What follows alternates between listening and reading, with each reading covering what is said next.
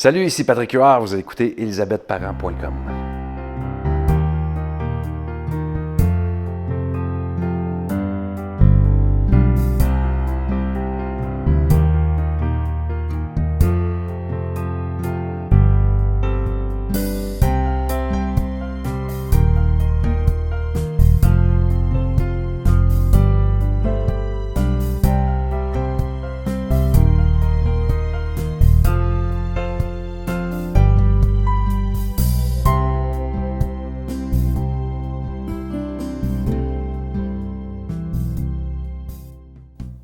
Bonsoir, Patrick Huard. Bonsoir, ça va bien?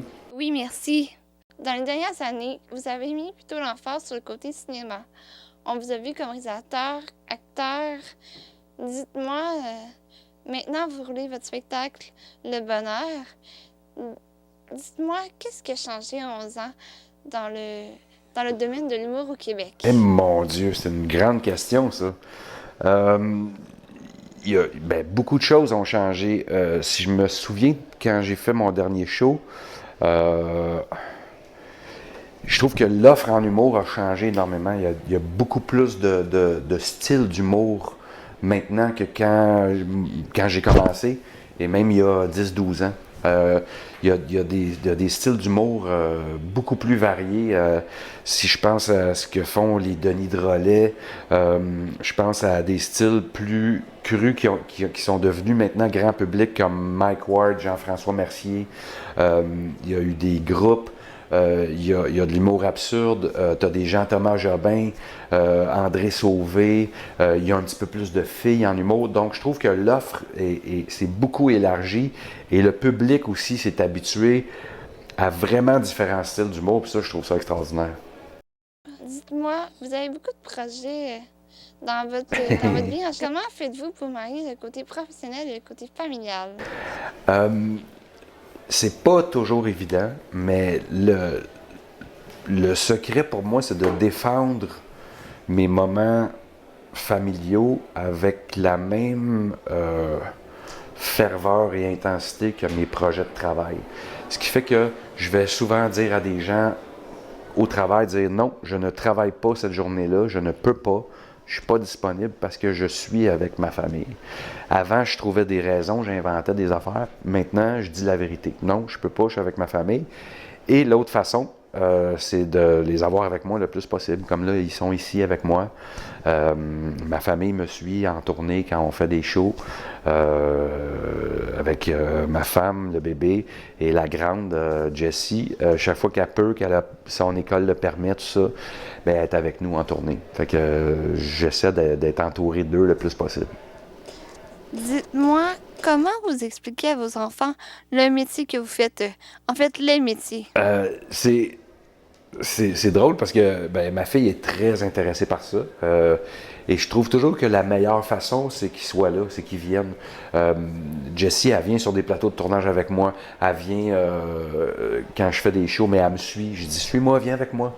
Elle reste à côté de moi, elle est collée sur moi, elle vient voir, elle fait les soundchecks avec moi, etc. Et je fais la même chose avec Nathan. Je vais l'amener dans mes bras sur scène. Je vais lui montrer sa face dans la caméra, sur l'écran. Je vais lui faire parler dans le micro qu'ils s'entendent fort. Je trouve que c'est la meilleure façon, c'est de leur faire vivre l'expérience puis qu'ils voient vraiment sans trop... J'essaie pas de leur expliquer, mais bon, Nathan, évidemment, il est tout petit, il y a 15 mois, mais quand même, j'ai déjà commencé à y faire sentir les choses. Puis dans le cas de Jessie, j'attends qu'elle me pose des questions. Je la laisse elle me poser des questions, puis quand elle me pose des questions, ben là, j'y réponds la vérité, j'explique comment ça fonctionne, etc. Mais je vais pas au-devant de ça parce que je veux pas non plus... Tu sais, les enfants, ils ont une magie par rapport aux choses, puis je trouve que c'est à eux de décider quand ils veulent briser cette magie-là pour connaître les affaires, puis je veux pas décider pour eux autres. Fait que c'est Jessie qui me dit, ben là, ça, comment ça fonctionne, pourquoi ça c'est arrivé, qu'est-ce qui s'est passé avec telle affaire, puis là, ben je vais répondre à ces questions. Sur scène, on peut vous voir interpréter le rôle de Rogatien, qui d'ailleurs on a pu voir dans Taxi 22. Dites-nous comment ce personnage est né. Ce personnage-là est né quand j'étais à l'École nationale de l'humour. Donc, ça fait 21 ans, 22 ans. Tous les vendredis à l'École nationale de l'humour, on devait présenter un nouveau numéro. Et ce personnage-là, je l'ai rencontré. C'est un vrai chauffeur de taxi qui voulait trouver Lise Payette pour y casser la gueule parce qu'il disait qu'elle avait volé toutes ses idées de téléséries. Et j'étais dans le taxi avec lui, puis je me suis mis à avoir peur parce qu'il ne regardait plus en avant. Puis là, il était rendu avec la veine dans le front, puis il me disait qu'il voulait casser la gueule à Lise Payette, puis que c'était une grosse vache, puis tout ça. Puis là, j'étais là, aïe, aïe, ça se peut pas, tout ce qu'il était en train de me dire. J'essayais de dire, ben monsieur, vous exagérez, ça n'a pas de bon sens ce que vous dites. Mais à un moment donné, j'étais rendu sur le pont Jacques-Cartier, puis là, il s'est mis à en mettre plus, puis là, j'ai commencé à dire, ouais, vous avez peut-être un petit peu raison, parce que là, j'avais vraiment la chienne. Et je me suis inspiré de ce personnage-là pour créer mon chauffeur de taxi.